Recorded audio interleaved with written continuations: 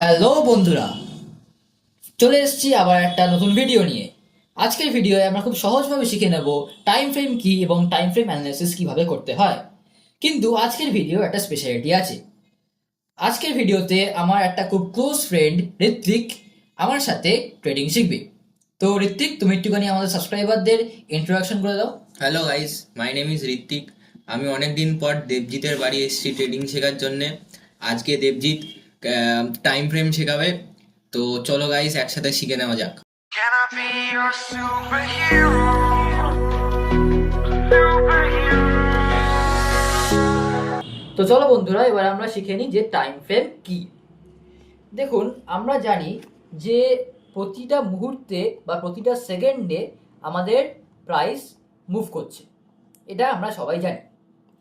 কিন্তু এবার একটা নির্দিষ্ট সময় প্রাইস কতটা মুভ করেছে বা কি মুভমেন্ট দিয়েছে, ঠিক আছে, সেই জিনিসটা জানার জন্যে, সেই রেকর্ডটা সংগ্রহ করার জন্যে আমরা টাইম ফ্রেম ইউজ করি। ঠিক আছে, টাইম ফ্রেম আমাদের বলে যে একটা পার্টিকুলার টাইমে বা একটা পার্টিকুলার টাইম ইন্টারভেলে প্রাইস কি মুভমেন্ট করেছে। ঠিক আছে, তো সেটাই আমরা আজকে বুঝে নেব। এবার আমি বলবো যে টাইম ফ্রেমে কটা ভাগ হয়। দেখুন, টাইম ফ্রেম অনেক টাইপসের হয়। যেমন আমার 1 মিনিট টাইম ফ্রেম হয়, ঠিক আছে, আমার 3 মিনিট টাইম ফ্রেম হয়, 5 মিনিট টাইম ফ্রেম হয়, 15 মিনিট টাইম ফ্রেম হয়। ঠিক আছে, এরকম অনেক টাইম ফ্রেম হয়। এবার আমি এক এক করে এই টাইম ফ্রেমগুলোর আপনাদের মানে বোঝাবো। ফার্স্টে আমি যদি স্টার্ট করি 1 মিনিট টাইম ফ্রেম নিয়ে, দেখুন এই ওপরে এই ট্যাবটাতে আমরা টাইম ফ্রেম সিলেক্ট করতে পারি। 1 মিনিট মানে হচ্ছে গিয়ে আমরা চলে যাই 1 মিনিট টাইম ফ্রেমে, এখানে আমরা বুঝে নেব। দেখুন, 1 মিনিট টাইম ফ্রেম মানে এই টাইম ফ্রেমটা আমাদের এটাই বলে যে 1 মিনিটে প্রাইস কতটা মুভমেন্ট দিয়েছে। 1 মিনিটে এইখানে একটা ক্যান্ডেল রিপ্রেজেন্ট করবে 1 মিনিটকে। ঠিক আছে, যেহেতু এটা 1 মিনিট টাইম ফ্রেম, সেহেতু একটা ক্যান্ডেল রিপ্রেজেন্ট করবে 1 মিনিটকে। মানে তার মানে একটা ক্যান্ডেল আমাকে বলবে যে সেই 1 মিনিটে প্রাইস কি করেছে বা কি মুভমেন্ট দিয়েছে। ধরুন আমি যদি বলি এখন বাজে হচ্ছে গিয়ে 19টা 21 বা 19টা, আমি যদি 19টা 20 ক্যান্ডেল দেখি, মানে 7টা 20 ক্যান্ডেল আমি যদি দেখি, দেখুন 7টা 20 ক্যান্ডেল হচ্ছে গিয়ে এইটা এইটা আর এইটা। ঠিক আছে, দিস পার্টিকুলার ক্যান্ডেল। এবারে এখান থেকে আমাকে কিন্তু বলে দেবে যে 7টা 20তে প্রাইস কি মুভমেন্ট করেছে। ঠিক আছে, এখান থেকে আমরা দেখে বুঝতে পারছি যে এই ক্যান্ডেলটা first of all bullish close হয়েছে। দিস ক্যান্ডেল বুলিশ ক্লোজ হয়েছে। কেন বুলিশ ক্লোজ হয়েছে? কারণ ওপেনিং প্রাইসের উপরে হচ্ছে গিয়ে ক্লোজিং প্রাইস, এবং আমরা দেখতে পাচ্ছি যে দুদিকেই আমাদের উইক আছে। তার মানে আমরা সেরকম কিছু বলতে পারছি না, বাট আমরা এটা বুঝতে পারছি যে ক্যান্ডেলটা কিন্তু বুলিশ, এবং এই এই পার্টিকুলার মিনিটে মানে 7:20-তে প্রাইস কিন্তু আমাদের বুলিশ ছিল। ঠিক আছে, ঠিক সেমভাবে আমরা চলে আসবো হচ্ছে গিয়ে 5 মিনিটে। 5 মিনিটেও ঠিক সেম কনসেপ্ট। এখানে 5 মিনিটে একটা ক্যান্ডেল রিপ্রেজেন্ট করবে হচ্ছে কি আমার 5 মিনিটস। ধরুন আমি যদি এই ক্যান্ডেলটার কথা আমি যদি দেখি, এই লম্বা ক্যান্ডেলটার কথা আমি যদি দেখি, এটা এটা হচ্ছে বুলিশ ক্যান্ডেল। আমরা বুঝতে পারছি যে 5 মিনিটে 5 মিনিট সময়তে, ধরুন এটা হচ্ছে কি আমার 4:35-এর ক্যান্ডেল, তাহলে 4:30 থেকে 4:35 অবধি প্রাইস কিন্তু বুলিশ ছিল।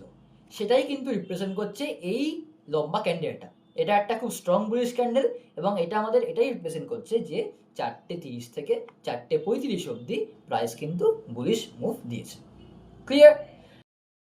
আমরা এবার চলে এসেছি 15 মিনিট টাইম ফ্রেমে। 15 মিনিট টাইম ফ্রেমে আমাদের একটা ক্যান্ডেল এটাই বলে যে 15 মিনিটে প্রাইস কি মুভমেন্ট দিয়েছে। ফর এক্সাম্পল, আমি যদি এই 5টা 15 ক্যান্ডেলটা আমি যদি কনসিডার করি বা অ্যানালিসিস করি, তাহলে এই ক্যান্ডেলটা আমাকে এটাই বলছে যে 5টা থেকে 5টা 15 অবধি প্রাইস কি মুভমেন্ট দিয়েছে। তো এখানে আমি অ্যানালিসিস করে বলতে পারছি যে প্রাইস এখানে বেয়ারিশ মুভমেন্ট দিয়েছে, বিকজ ওপেনিং প্রাইসের নিচে হচ্ছে কি আমার ক্লোজিং প্রাইস। এটা আমি আমার আগের ভিডিওতে বলেছিলাম যে ওপেনিং প্রাইসের নিচে যদি ক্লোজিং প্রাইস হয়, তাহলে সেই ক্যান্ডেলটা বিয়ারিশ ক্যান্ডেল হয়। তো আপনারা যদি ভিডিওটা না দেখেন, আমি ডেসক্রিপশনে লিঙ্ক দিয়ে দেবো, আপনারা চেক আউট করে নেবেন। বাট এইখানে আমরা বলতে চাই যে এই ক্যান্ডেলটা কিন্তু আমাদের এটাই বলছে যে 5টা থেকে 5:15-এর মধ্যে প্রাইস বিয়ারিশ ছিল এবং ওর জন্যেই প্রাইস কিন্তু দেখুন তারপরে ফল করেছে। ঠিক আছে, আমরা এখন চলে এসেছি 30 মিনিট টাইম ফ্রেমে। তো 30 মিনিট টাইম ফ্রেমে একটা ক্যান্ডেল কি রিপ্রেজেন্ট করে ঋত্বিক? 30 মিনিট টাইম ফ্রেমে একটা ক্যান্ডেল রিপ্রেজেন্ট করে 30 মিনিটকে। আচ্ছা, গুড। তো আমি যদি ফর এক্সাম্পল নিই এই 5টার ক্যান্ডেলটা, যে ক্যান্ডেলটা আমি মার্ক আউট করছি, তো এই ক্যান্ডেলটা কি রিপ্রেজেন্ট করে তুই কি বলতে পারবি? হ্যাঁ, বলতে পারবো। 5টার ক্যান্ডেল রিপ্রেজেন্ট করে 5 থেকে 5:30 অবধি, মানে 5টা থেকে 5:30 অবধি কত টাইম ফ্রেমে ক্যান্ডেলটা যাচ্ছে। হ্যাঁ, মানে 5টা থেকে 5:30 অবধি প্রাইস কি মুভমেন্ট দিয়েছে, তো সেইটা আমরা বুঝতে পারি। আচ্ছা, ঠিক আছে, ভেরি গুড। তো এবার আমরা চলে যাবো নেক্সট কনসেপ্ট, যেটা হচ্ছে গিয়ে আমাদের হায়ার টাইম ফ্রেম। তো ঋত্বিক, তোর কি কোনো প্রশ্ন আছে? হ্যাঁ আছে। এই টাইম ফ্রেমে ডি অপশনটার মানে কি? আচ্ছা, ভেরি গুড কোয়েশ্চেন। তো ডি অপশনটা মানে হচ্ছে গিয়ে এটা অ্যাকচুয়ালি ডেইলি টাইম ফ্রেমকে রিপ্রেজেন্ট করা হয়। ডেইলি টাইম ফ্রেম মানে হচ্ছে গিয়ে একদিনের, মানে একদিন ধরুন আজকে হচ্ছে গিয়ে 23 তারিখ, তো 22 তারিখে প্রাইস কি মুভমেন্ট দিয়েছে, প্রাইস কি বুলিশ ছিল না বেয়ারিশ ছিল, সেইটা রিপ্রেজেন্ট করে। ধরুন আমি যদি দেখি এই ক্যান্ডেলটা, ধরুন এই যে এই ক্যান্ডেলটা দেখুন, এটা হচ্ছে গিয়ে লেখা আছে সানডে 22 মার্চ 2026, মানে 22 মার্চে প্রাইস কি মুভমেন্ট দিয়েছে, ঠিক আছে, হোল ডেতে, একটা পুরো দিনে, সেইটা রিপ্রেজেন্ট করে হচ্ছে গিয়ে ডেইলি টাইম ফ্রেমে। বুঝতে পারলি এবারে? আচ্ছা, ঠিক আছে। আমাদের কাছে টাইম ফ্রেম দু রকমের হয়, স্মলার টাইম ফ্রেম এবং higher time frame. Smaller time ফ্রেমের মধ্যে 1 মিনিট আর 3 মিনিট পড়ে, আর হায়ার টাইম ফ্রেমের মধ্যে 1 আওয়ার, 4 আওয়ার কিংবা ডেইলি টাইম ফ্রেম পড়ে। যখন আমরা অ্যানালিসিস করি তখন আমরা স্মলার টাইম ফ্রেম ইউজ করি এবং হায়ার টাইম ফ্রেম ইউজ করি, বাট এদের মধ্যে থেকে আমরা বেশি ইম্পর্টেন্স দিই হায়ার টাইম ফ্রেমকে। এবং হায়ার টাইম ফ্রেমের মধ্যে বিভিন্ন রোল আছে আলাদা আলাদা। দেখুন এর মধ্যে একটা কারণ লুকিয়ে আছে, সেই কারণটাই আমি এখন ডিসকাস করব। দেখুন স্মলার টাইম ফ্রেমে কিন্তু ভেরি মাইনিউট ডিটেলস দেখানো হয়। যেমন আমি যদি 1 মিনিট টাইম ফ্রেমে যদি সুইচ করি, দেখুন প্রতিটা মিনিটে, ইচ অ্যান্ড এভরি মিনিটে প্রাইস কি মুভমেন্ট দেখিয়েছে সেইটা কিন্তু আমাকে এখানে দেখানো হচ্ছে। ঠিক আছে, এর জন্য আমি বলছি যে 1 মিনিট টাইম ফ্রেমে কিন্তু মার্কেট অনেক নয়েজি হয়ে আছে। সো এখান থেকে আমরা রিয়েল যে ট্রেন্ডটা আইডেন্টিফাই কিন্তু করতে পারি না, বা করতে পারলেও সেটা কিন্তু খুব ডিফিকাল্ট হয় আমাদের পক্ষে, কারণ এখানে অনেক নয়েজ আছে। ধরুন এখান থেকে একটুখানি বুলিশ গেল, আবার গিয়ে নেমে গেল, কিন্তু এটা আমি যদি ঠিক সেম জিনিস আমি যদি 5 মিনিট টাইম ফ্রেমে গিয়ে দেখি, বা আমি যদি হায়ার টাইম ফ্রেমে আমি যদি গিয়ে দেখি, তাহলে কিন্তু সেই মুভটা আমাকে না দেখিয়ে আমাকে ওভারঅল, মানে ওভারঅল ওই যে টাইম ইন্টারভ্যালটা, যে প্রাইস আমাকে যে মুভমেন্ট দিয়েছে সেইটুকুনি কিন্তু, মানে সেই স্টোরিটাই কিন্তু আমাকে বলবে।